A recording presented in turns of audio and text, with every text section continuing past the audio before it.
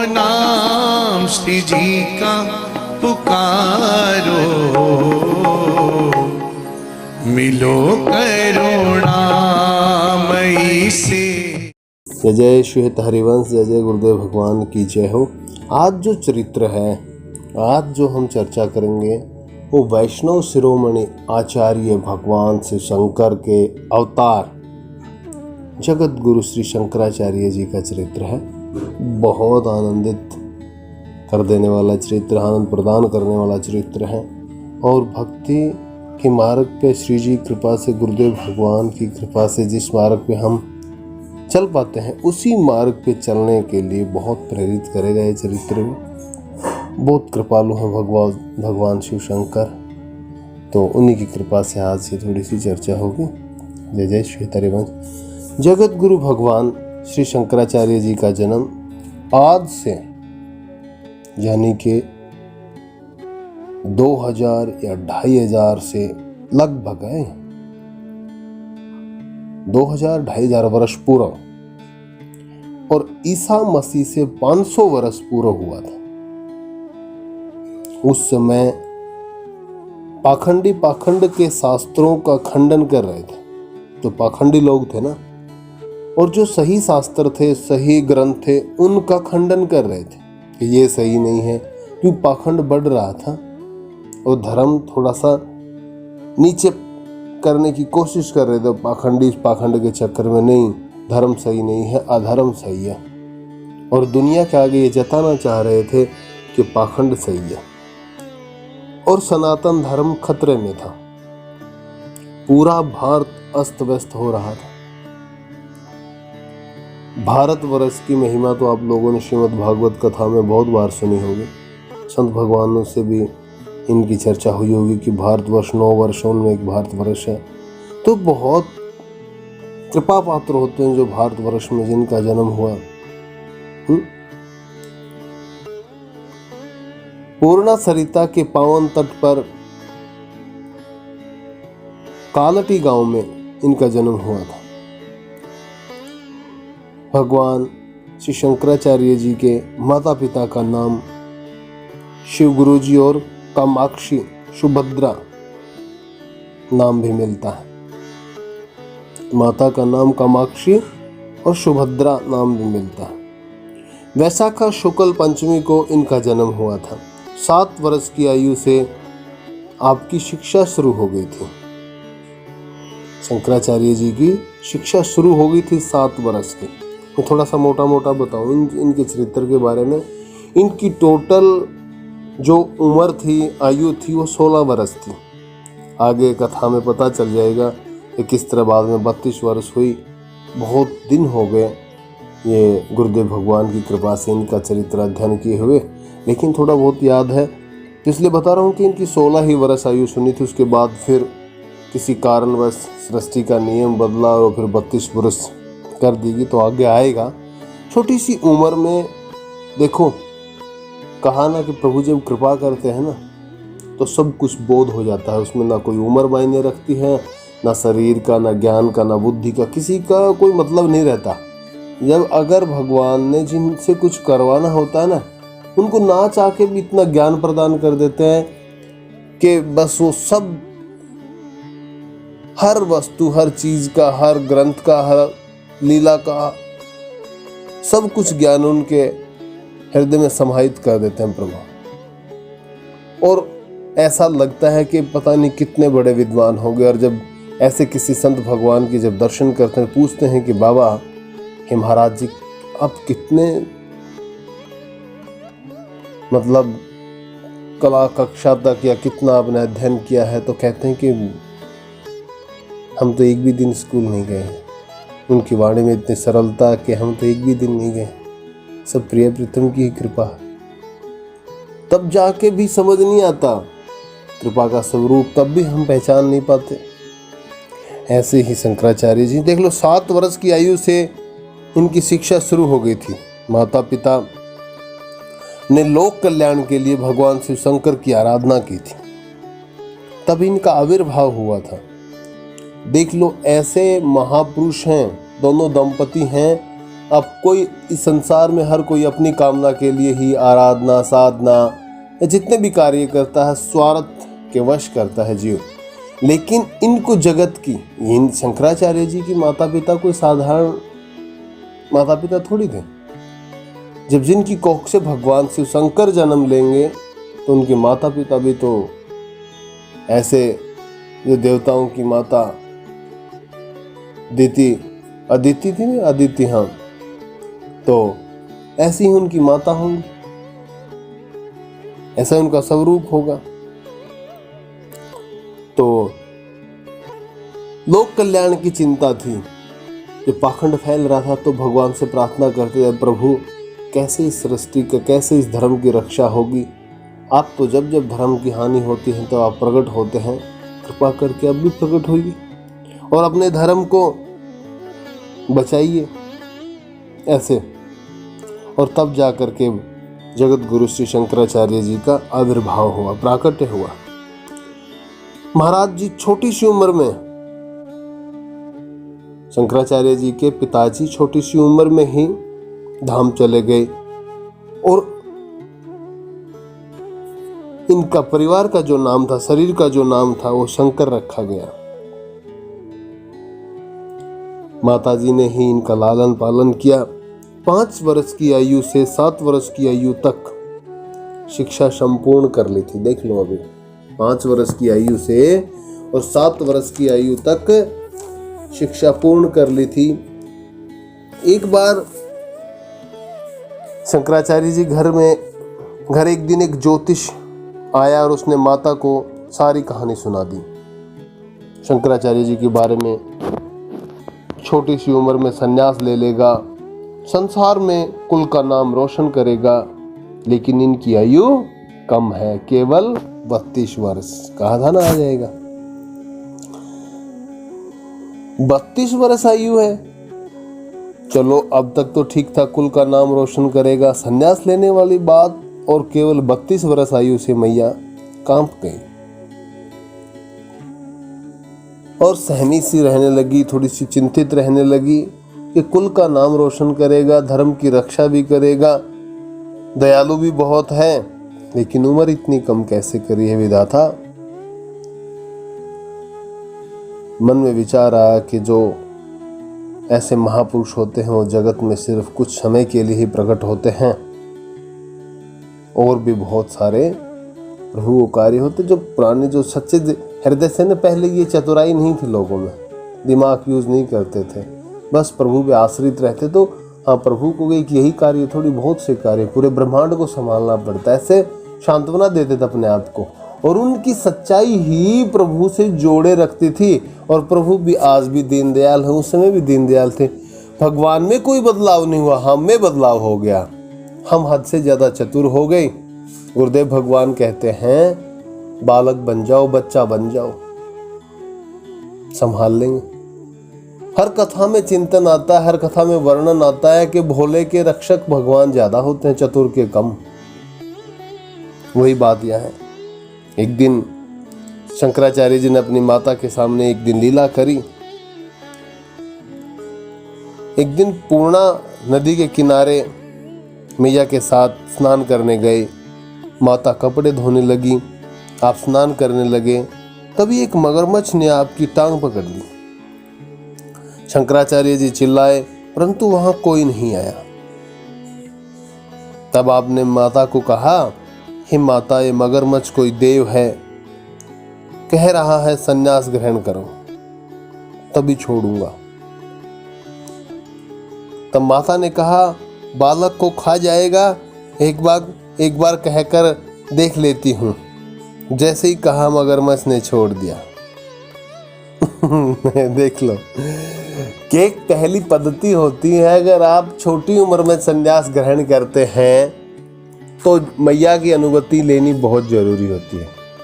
जब तक माता नहीं आदेश कर देती कि हाँ, मैं खुशी खुशी अपने बेटे को सन्यास ग्रहण करने के लिए उपदेश करती हूँ और हाँ भी करती हूँ, मुझे कोई कष्ट नहीं है, तब तक संत भगवान सन्यास नहीं ग्रहण करवाते, नहीं शरण में रखते, जब तक मैया नहीं आदेश कर देती।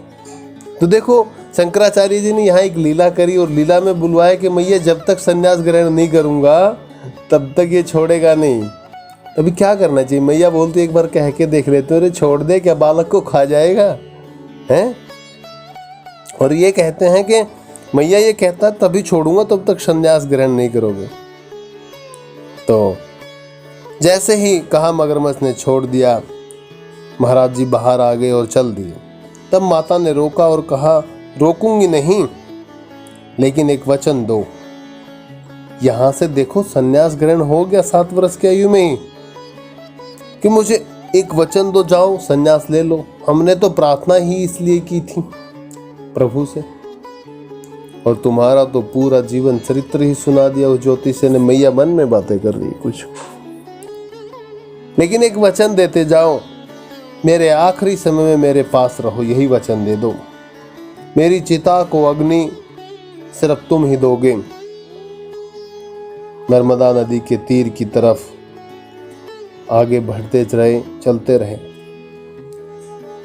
मैया को वहां सिर्फ गर्दन से हाँ करके, हाँ का इशारा किया कि हाँ, जैसे गर्दन में संकेत हिला के संकेत दिया कि हाँ ठीक है, मैं आऊँगा।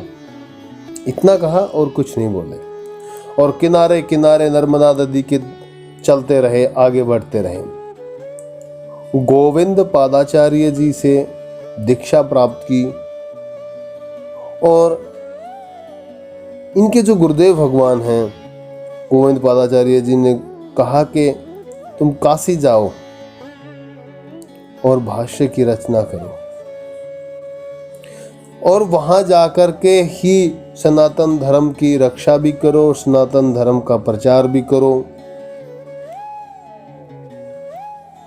गुरु भगवत पादाचार्य जी ने इनका नाम रखा गया था।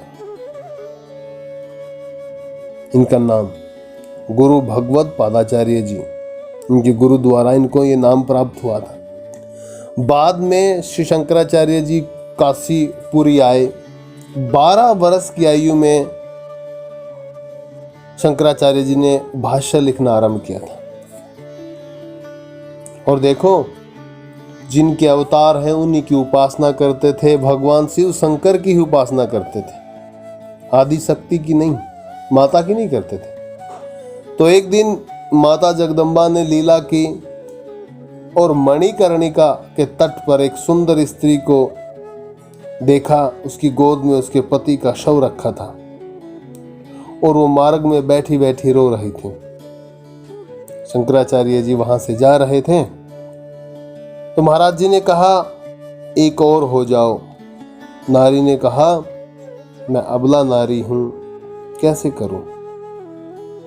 आप ही सबको कह दो। देख लो, ये होती है परीक्षाएं। तब शंकराचार्य जी ने, शव तो शक्तिहीन है। तब स्त्री ने कहा, आप तो शक्ति को मानते नहीं हो। देखो माता जगदम्बा, समझ में आया? इन्होंने कहा कि शव को आप ही कह दो। माता जगदम्बा ने कहा शंकराचार्य जी को, आप शव को कह दो कि एक और हो जाए। तो इन शंकराचार्य जी ने कहा, शव तो शक्तिहीन है। तो माता ने क्या कहा, आप तो शक्ति को मानते ही नहीं हो। देखो कहाँ की लीला थी और कहाँ हुई। तब शंकराचार्य जी ने आज अपनी माता के सिवाय नारी की तरफ मुंह उठाकर देखा पहली बार, कि ऐसा प्रश्न करने वाली कोई साधारण स्त्री नहीं हो सकती। ये भी कोई लीला है और कोई देवी शक्ति ही है। समझ तो गए थे, बस जताना नहीं चाह रहे थे कि सामने कौन खड़े। लेकिन यहाँ कोई रूप दूसरा धारण कर रखा, और जिनकी उपासना कर रहे हैं आदि शक्ति सिर्फ उन्हीं की शक्ति थी।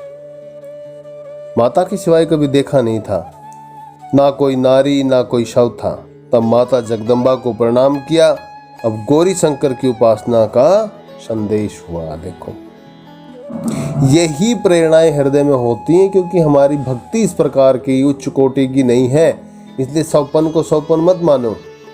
जैसी भक्ति है वैसे दृष्टांक होते हैं। चाहे वो सपन में हो चाहे हृदय में प्रेरणा हो तो उसको मान लेना चाहिए। और जो भगवत प्राप्त महापुरुष हैं उनको समक्ष होती हैं सारी लीलाएं।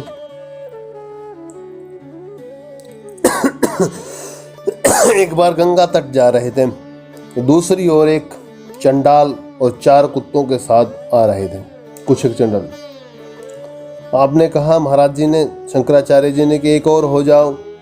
तब चंडाल बोला, आत्मा या शरीर को एक और हटने को कह रहे हो? आत्मा और शरीर का ज्ञान कराया। तब शंकराचार्य जी ने प्रार्थना की, आप अपने स्वरूप में आओ। तब भगवान शंकर प्रकट हुए और उन 4 कुत्तों से चारों वेद प्रकट हुए। इस समय शंकराचार्य जी की आयु 16 वर्ष है। पहले शंकराचार्य जी की आयु 16 वर्ष थी बस। इस दिन भगवान शंकर ने आज के दिन 16 वर्ष आयु बढ़ा दी थी, क्योंकि अभी वेदों का ज्ञान और जो धर्म की, सनातन धर्म की जो स्थापना करनी थी वो बाकी थी। अभी बड़ी 16 वर्ष आयु, और भगवान की आज्ञा से दिग्विजय यात्रा के लिए निकले। अब भी वो स्थापना होगी ना सनातन धर्म की, तब ये दिग्विजय यात्रा पूरे विश्व भर की होती है। आपने पहले शिष्य पद्मपाद जी, इनके शिष्य हैं, पहले शिष्य पद्मपाद जी। बाद में नर नारायण आश्रम पहुंचे और बद्रीनाथ जी का वहां दर्शन हुए। चारों धामों की स्थापना जगत गुरु अपनी दिग्विजय यात्रा पर थे तब की थी। ये चारों जो धाम हैं ये जगत गुरु श्री शंकराचार्य के द्वारा ही की हुई है। वहां पे एक स्थान पर पहुंचे जहां जैन समाज के साधुओं का प्रभाव था। वो उस क्षेत्र में अपने आप से बड़े विद्वान, या उनका ये मानना था कि हमारे से बड़ा कोई विद्वान है ही नहीं। तो उनके साथ वहाँ के राजा ने भगवान शिव शंकर के अवतार श्री शंकराचार्य जी का शास्त्रार्थ कराया, और वहाँ पर महाराज जी ने उनको हराया। बाद में बोले, महाराज अब छत के ऊपर चलो। जो राजा थे वहाँ, वो जो ये बात बोले थे, उनके साथ में कोई साधु थे तो वो एक तांत्रिक साधु माने जाते थे। महल के चारों ओर जल बढ़ने लग गया, भरने लग गया। तो एक ने नाव प्रकट कर दी। तीसरा बोला कि हे महाराज, आप हमारे अतिथि हो, और अतिथि भगवान स्वरूप होते हैं। पानी का वेग है, पानी का जो सतह है वो क्षण भर में बढ़ती जा रही है, तो पहले आप जाओ। लेकिन शंकराचार्य जी तो माया को जानते थे। माया का अर्थ ही है जो है ही नहीं, जो उल्टा दिखता है, जिसमें वो सब माया है।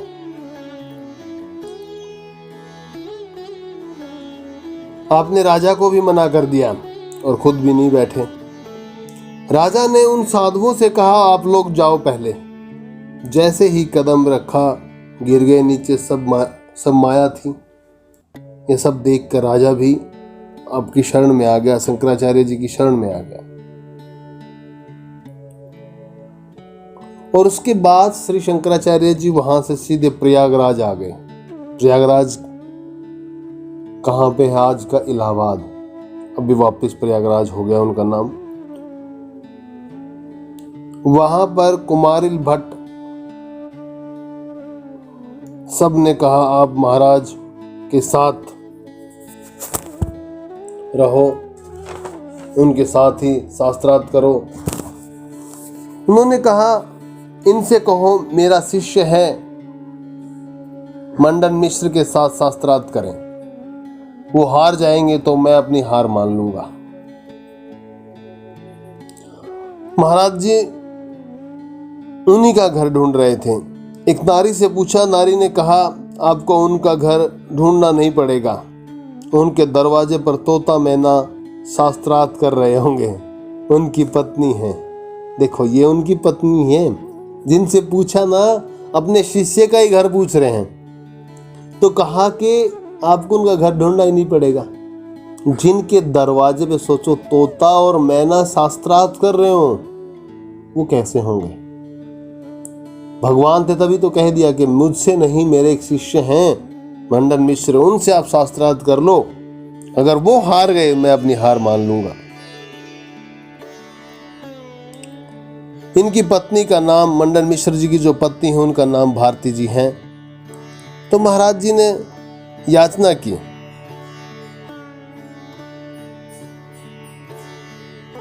और मिश्र जी बोले फैसला कौन करेगा? शंकराचार्य जी बोले आपकी पत्नी ही करेगी। अंत में मिश्र जी हारने लगे। तब उनकी पत्नी ने चाल खेली और बोली पति पत्नी एक हैं, मैं भी वार्ता करूंगी। ये भी नियम है, अगर पति शत गर्म करता है तो उसका आधा हिस्सा पत्नी को प्राप्त होता है, और पत्नी अपने भाग्य का एक भी हिस्सा पति को नहीं देती, प्रदान नहीं करती। शास्त्र का नियम है, सृष्टि का नियम होगा, बाकी कथा में सुना है भाई, मैं कंफर्म नहीं कह सकता, कहीं बोलो कि स्टैम्प मार के दे दियो, ऐसा नहीं है। लेकिन शंकराचार्य जी बोले चलो कोई नहीं, ठीक है। और श्री शंकराचार्य जी जीवन पर्यंत ब्रह्मचारी हैं, बाल ब्रह्मचारी। लेकिन भारती जी ने कुछ और ही छेड़ दिया, दूसरा शास्त्र था वो छेड़ दिया। तब श्री शंकराचार्य जी ने कहा मुझे 1 महीने का समय दो, 1 महीने का समय मांगता हूं, और अपने शिष्यों के पास आश्रम में चले गए जहाँ पे इनके शिष्य थे, वो धर्म के बारे में शिक्षा प्राप्त कर रहे थे उनके पास, और कहा कि भाई अब मैं अपना शरीर छोड़ूंगा, 1 महीने के लिए मेरा शरीर संभाल कर रखना। देखो ऐसे सिद्ध पुरुष हैं तो भगवान के स्वरूप ही। और ये भी नहीं है कि आप लोग भी नहीं हो कि भगवान के स्वरूप, भगवान का अंश ही आत्मा है, लेकिन हम मानते नहीं, हम गलत रास्ता पकड़ लेते हैं। इसलिए वो हमारा जो पीछा, कहता नहीं, जब तक अन्न नहीं खाता ना बालक उसको याद रहता है। ये तो पता तो है नहीं, लेकिन इतना जरूर पता है अगर आत्मा परमात्मा से जुड़ी रहती है तो उसका कोई बाल बाका नहीं कर सकता, उसको कोई पाखंड, प्रभु की माया भी उससे दूर रहती है। क्योंकि प्रभु के शरण में रहोगे तो प्रभु कौन है? मायापति है। कोई जादू टोना कोई आपका कुछ नहीं बिगाड़ सकता। एक दिन गुरुदेव भगवान की लखदेव जी, जहाँ पे अभी जयपुर में ये बता रहा था ना कि आप जयपुर आओ, तो मेरी एक बहुत मतलब दिली इच्छा है कि मैं जब भी जाऊं तो वहाँ शरश्माधुर जी की समाधि, उनके दर्शन करूं, और किलकदेव जी के वहाँ पे हैं।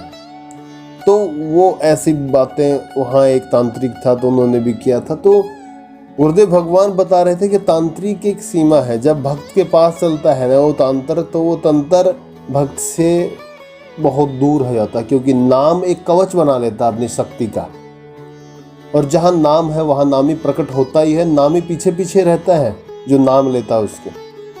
तो तांत्रिक पांत्रिक भी कुछ एक सीमा है, वहाँ से दूर रहता। भक्त को तो यमराज तक नहीं छेड़ते, भगवान के पार्षद 12 पार्षदों में यमराज जी की गिनती है, और भक्त को मरने से डर भी नहीं लगता। क्यों नहीं लगता? कि प्रभु के नाम में वो बल है कि समस्त भयों का नाश कर देता है नाम। इसलिए तो ये तो साक्षात भगवान शिव शंकर ही कहा कि शरीर को संभाल के रखना, और कहा अगर मैं भूल जाऊं तो मुझे आकर याद दिलाना, क्योंकि माया बड़ी प्रबल है। उस समय उस नगर का राजा मर गया था, और श्री शंकराचार्य जी की जो आत्मा थी अमरूक, उनके शरीर में पहुंच गई। राजा का हाव भाव देखकर रानी पहचान गई, और उसने अपने ज्योतिष से पूछ लिया। रानी ने आदेश दिया जो शव भी मिले उसका अंतिम क्रियाक्रम कर दो।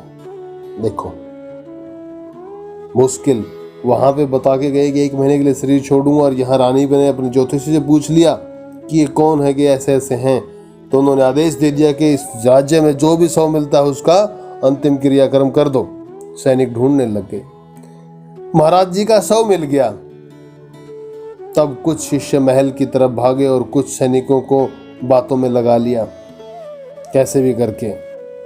जैसे ही शव को जलाने लगे, शंकराचार्य जी उसी समय आ गए और बाद में भारती जी को भी परास्त कर दिया।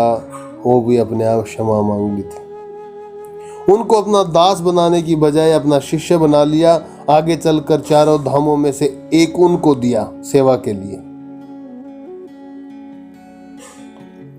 आगे चले, सनातन धर्म का प्रचार करते हुए अपने दिग्विजय के विजयी होने पर इनको कोई गर्व नहीं था, लेकिन जो धर्म की सनातन धर्म की स्थापना हो रही थी, इनका तो उद्देश्य यही था।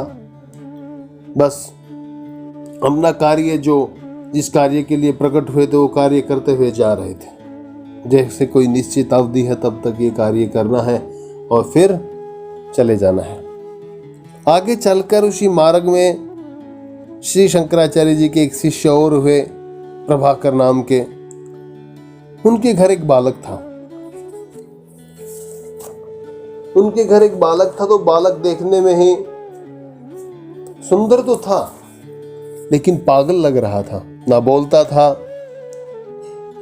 ना कुछ हरकत भी करता था, कोई किसी प्रकार का कोई संकेत भी नहीं। प्रभाकर जी ने उस बालक को महाराज जी को अर्पण कर दिया। और जैसे ही श्री शंकराचार्य जी ने उस बालक के सिर पर हाथ रखा और पूछा, कौन है तू, तेरा नाम क्या है? तब उस बालक ने कहा, मैं उस सच्चिदानंद भगवान का अंश हूं। देख लो, वही बात अभी आई ना, हम भूल जाते हैं कि हम उनका अंश हैं। अगर याद रखें, लीला से दूर रहें, भगवान नाम का सहारा ले लें और नित्य प्रतिदिन अगर प्रभु का नाम लिया जाए तो हम पिछली बातें क्या, हमारे जीवन का क्या, सब कुछ याद हो जाएगा। लेकिन हम हैं कि बस माया में तुरंत फंस जाते हैं। जैसी चर्चा खत्म हुई, थोड़े से दाएं बाएं हुए, माया में फिर फंसे। संग का दूसरा रूप ही नरक है। जो आज का संग करते हो ना, वो चलता फिरता नरक है, नरक है, नरक है। मैं नाम नहीं लूंगा, लेकिन फिर भी जैसी श्री जी की इच्छा, और उन्हीं को प्राप्त करना चाहता हूँ। उस बालक ने कहा, मैं उस सच्चिदानंद भगवान का अंश हूँ और उनको प्राप्त करना चाहता हूँ। देख लो, जिसको संसार पागल कह रहा था ना, वो चुप हो गया था। संसार को जानने की उसकी इच्छा ही नहीं थी।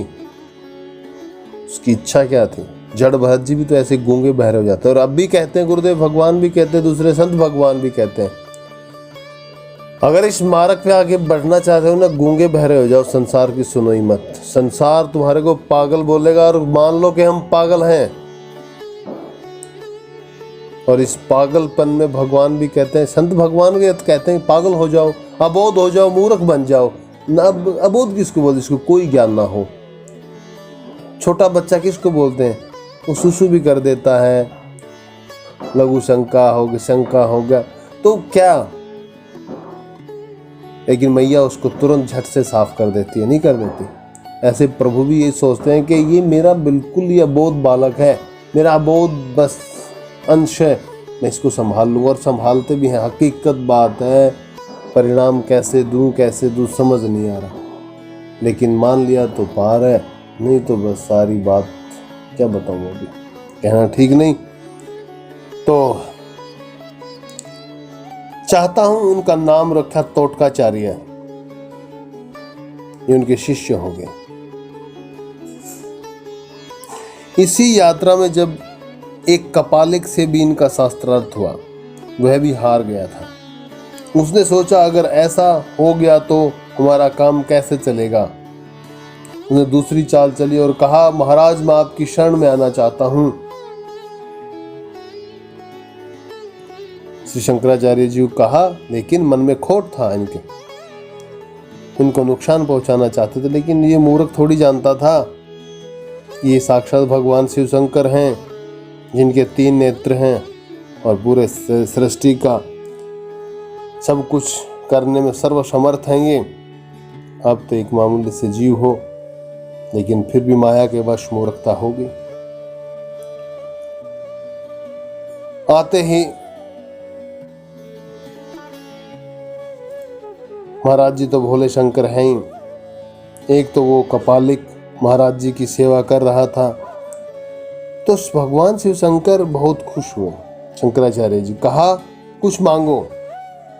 देखो कपालिक क्या था, तुरंत कहा कि बोला महाराज आपका सिर दे दो, आपका शीश दे दो, सिर दे दो। और जानते थे। तो श्री शंकराचार्य जी ने कहा कि मैं भाई देने के लिए तैयार हूं, मैं समाधि लगा लेता हूं, और जैसे ही समाधि में जाऊं आप मेरा शीश काट लेना। देख लो संतों की दयालुता है। खोट से भी शरण में आए तो उसको भी देना ही जानता है। संत भगवान देते हैं, लेते नहीं है, हमेशा देते हैं, प्रभु भी देते ही हैं। लेकिन फिर भी हम माया के वश छोटी मंद बुद्धि के सहारे मांग के झोली फैला के खड़े हो जाते हैं। प्रभु ये दे दो, वो दे दो, वो दे दो, ये दे दो। वो कल कथा में एक नाम अंतर्यामी आया था। सब जानते हैं कि किसको क्या चाहिए, फिर भी मांग के खड़े हो जाते हैं। प्रभु कहते हैं कि देखो कैसा मूर्ख है, कैसा अबोध है, कैसा अज्ञानी है। सब माता को ये नहीं पता होता कि बालक अभी शिशु, मेरा शिशु अभी भूखा है, या इसने पेशाब कर दिया, इनके पेट में दर्द है, ये बीमार हो गया, वो तो बोलना भी नहीं जानता। लेकिन मैया उसके सब कुछ समझ लेती है कि इसको क्या समस्या है, और झट से उसका निवारण भी कर देती है। तो प्रभु की हम संतान हैं। वो तो बाद में आपको किसी भी रूप में जो पिछले जन्मों की जो कामना होती है उन्हीं को पूर्ण करने के लिए फिर इस रूप में, इस भाव में लेते हैं। उनका अपना तो कोई स्वार्थ निजी स्वार्थ होता ही नहीं। हमारे जैसे कितने कीड़े मकोड़ों की जातियां हैं, कोई गिनती नहीं है। लेकिन ये पुण्य कर्मों का फल है, और उसी को पूरा करने के लिए हमारे को मानव देह प्रदान करी, और अपने रूप का जो प्रेम प्रदान किया वो भी किया, अपनी शरण में लिया, अपनी सेवा दी, अपने धाम बुलाया, और अपने इन्हीं कर कमल तो प्रभु के हमारे तो हाथ ही हैं, उससे सदगर्म करवाए, दान करवाया। क्योंकि ये अंतिम जन्म होगा, इसके बाद यहाँ पुनरपि जन्म पुनरपि मरणम, खत्म सब कुछ। लेकिन हम फिर भी तर्क वितर्क प्रश्न उत्तर इसी समस्या में फंसे रहते। महाराज जी ने कहा ठीक है भाई, मैं समाधि लगा लेता हूँ, और जैसे ही समाधि में लग जाऊं आप मेरा शीश काट लेना। उसी समय परमपाद जी कहीं धाम में बैठे थे, उनका सीधा ध्यान गया कि कपालिक मेरे गुरुदेव को मार देगा। तब परमपाद जी ने नरसिंह भगवान का आवेश आ गया और सीधे भाग कर उस कपालिक को मार दिया। देख लो शेर का भाव आ गया। गुरु ने गुरु रूप में ही शिष्य रूप में अपनाया था, लेकिन शिष्य गुरु के साथ दगा कर गया तो उसमें तो कोई बात ही नहीं। शीश मांग लिया, क्यों कपालिक था ना, तांत्रिक था।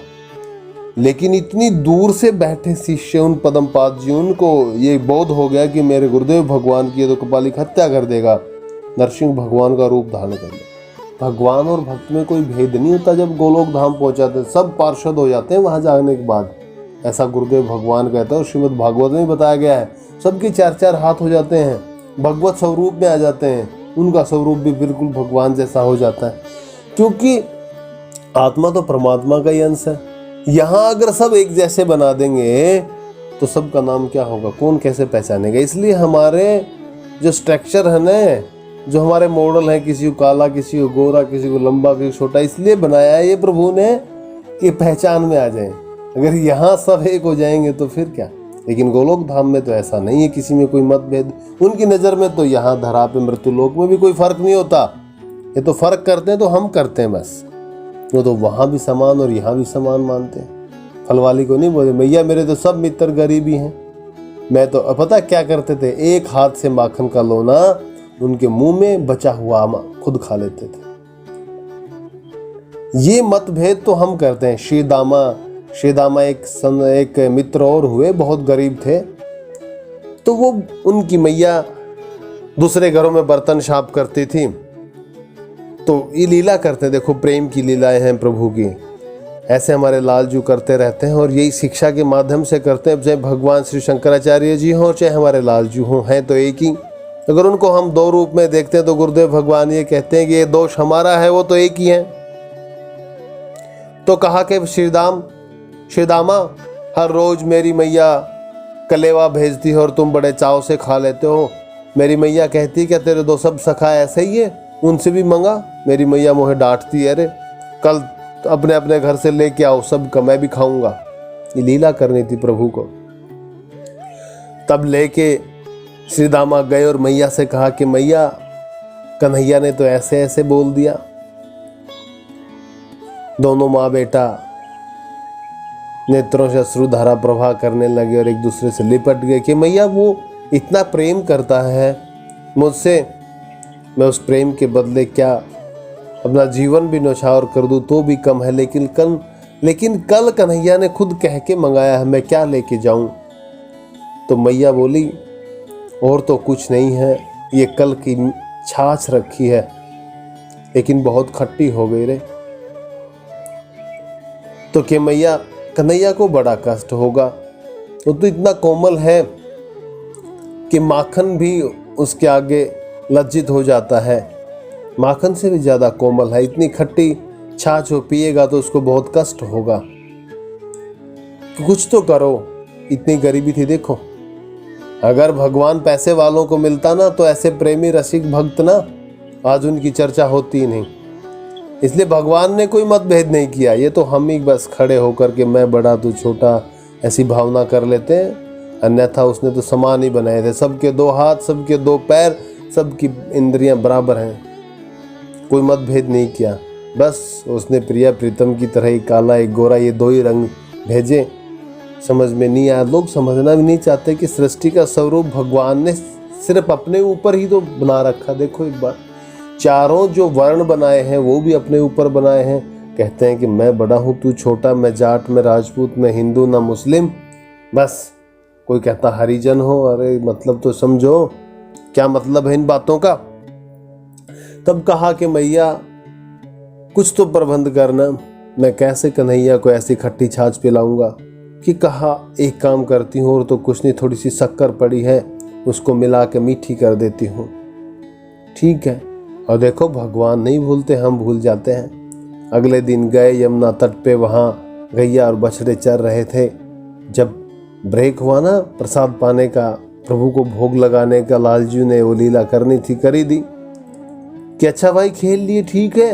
अब देखो घोड़ा बनते थे, इतने कोमल हैं भगवान हैं, ब्रह्मा जी भी नतमस्तक हो गए इसी बाल लीला के रूप में वहां पे। लेकिन कहा रे कनुआ तू हार गया, अब घोड़ा बन। हाँ ठीक है मैं हार गया।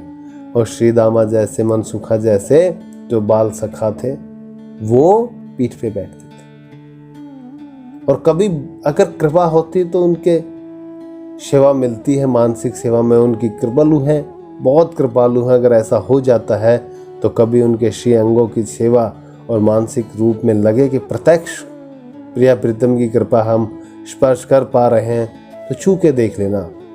बहुत ही हृदय की बात है ये। इतने कोमल है ना कि बाल शिशु का भी ऐसा कोमल नहीं होगा, इतने लालजू कोमल हैं। तो कहा कि कन्हैया घोड़ा बन, तो हाँ मैं बन जाऊंगा।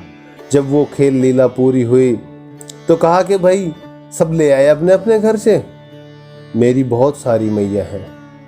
कि कन्हैया तू बहुत भाग्यशाली, पूरा ब्रज की जो गोपियां हैं सब तेरी मैया के रूप में ही हैं।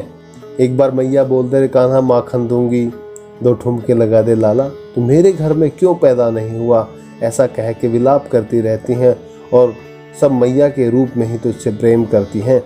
देखो मेरी मैया ने ये दिया, मेरी मैया ने ये दिया, कहा कि तू मत खाना, पहले कन्हैया को खिला। देखो प्रेम था ये।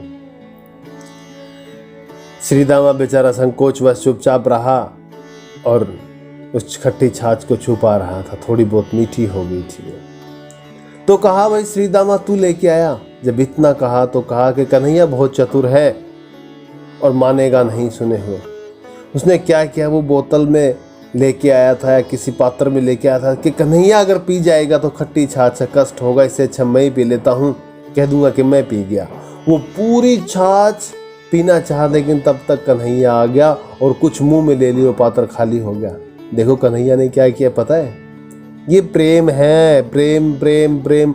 ऐसी अद्भुत प्रेम की छटा न कहीं देखने को मिली होगी ना सुनी होगी।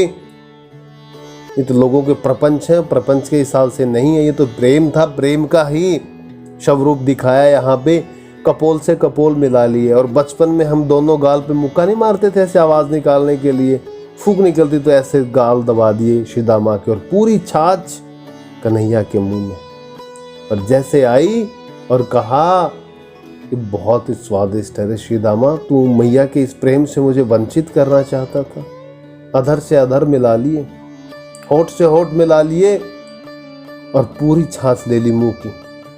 पिया ना तो वहां सीदामा रोने लग गया कि कन्हैया बहुत खट्टी छाछ थी, मैं तो इसलिए पी रहा था कि तुझे कष्ट होगा। कि पगले ऐसा हो ही नहीं सकता, तू बड़ा भोला है सीदामा।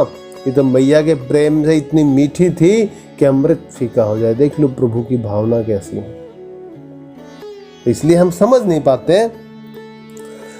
बाद में वहां शंकराचार्य जी दक्षिण में चल लिए और माँ का वचन याद आया और ध्यान लगाकर देखा तो माँ का अंतिम समय आ गया था।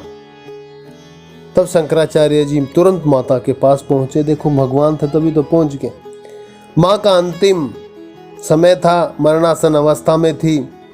जब माँ ने शंकराचार्य जी को देखा तो शास्त्र में लिखा है, देखो माँ की ममता कभी कम नहीं होती। यहाँ गोपियों का प्रेम देखा, अब श्री शंकराचार्य जी की मैया का स्वरूप देख लो प्रेम का। इतने वर्ष बाद मिले और जैसे ही शंकराचार्य जी को देखा तो माँ के स्तनों से दूध बहने लग गया था प्रेम में। तब मैया के हृदय से लगे और मैया को सांत्वना दी और तब माँ से अंतिम इच्छा पूछी। तब माँ ने कहा, इस अंतिम समय में उपदेश कर। तब आपने वेद के मंत्रों का गायन करना आरंभ कर दिया। तब मैया ने कहा, रे शंकर, मैं अनपढ़ हूं, तेरे इन मंत्रों का उच्चारण मेरे समझ में नहीं आ रहा। एक तो स्थिति ऐसी हो रखी है कि मेरा हृदय दुखी पा रहा है, दुख पा रही हूँ, कष्ट पा रही हूँ, अंतिम समय है मेरा, मुझे सरल भाषा में बता। तब मैया से पूछा कि माँ बताओ क्या सुनाऊं। तब मैया ने कहा, मुझे कृष्ण नाम सुना। देख लो, भगवान शिव शंकर की मैया है और वो कह रही कि मुझे कृष्ण नाम सुना, क्योंकि ये भी तो श्री सचिद जय सचिदानंद, जो सच्चा आनंद का स्वरूप है वो ही भगवान है। उन्हीं के भगवान शिव शंकर कौन है? परम वैष्णव शिरोमणि आचार्य कहते हैं। इसलिए अगर परम शिव गणों में गिनती की जाए तो भगवान विष्णु उनके परम शिव गण हैं, एक दूसरे के आराध्य इष्ट हैं दोनों। कहा कि मुझे कृष्ण नाम सुनाओ हे शंकर। फिर सुनाया कृष्ण नाम की वो धुनी गा के सुनाई और मैया के कहने से ही उसी कृष्ण नाम जब सुना रहे तो एक कृष्ण अष्टक की रचना की। देख लो, अब सुन भी लेना है, कभी गूगल पे सर्च भी कर लेना कि शंकराचार्य जी का कृष्णाष्टक। उस कृष्णाष्टक की रचना की जिसमें 8 श्लोक हैं। माता शरीर त्याग कर प्रभु के धाम चली गई। साक्षात भगवान स्वरूप है तो सुख दुख का तो कोई मतलब ही नहीं था, बनता ही नहीं। गांव के लोगों ने शव को सम्मान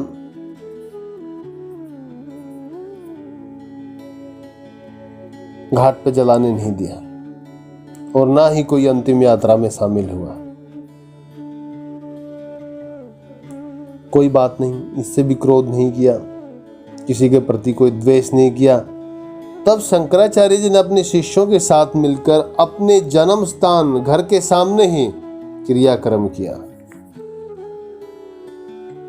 और उस दिन के बाद ये प्रथा बन गई उस गांव की। आज तक यही प्रथा है। आज तक भी उस गांव की यही प्रथा है। उस गांव में कोई भी शव शमशान घाट नहीं जाता, सभी अपने अपने घरों के सामने ही शव की अंतिम विदाई करते हैं। बाद में शंकराचार्य जी बद्रीनाथ गए और वहीं पर समाधि लगाकर स्वयं अपने श्री बद्रीनाथ विग्रह में लीन हो गए। इनका भी कुछ नहीं प्राप्त हुआ था।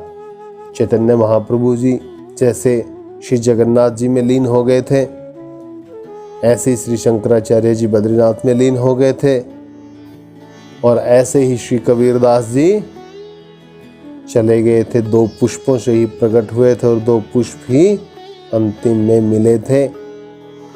जो आज हम हिंदू मुस्लिम बने हुए हैं, एक हिंदुओं ने ले लिया और दूसरा मुस्लिमों ने ले लिया।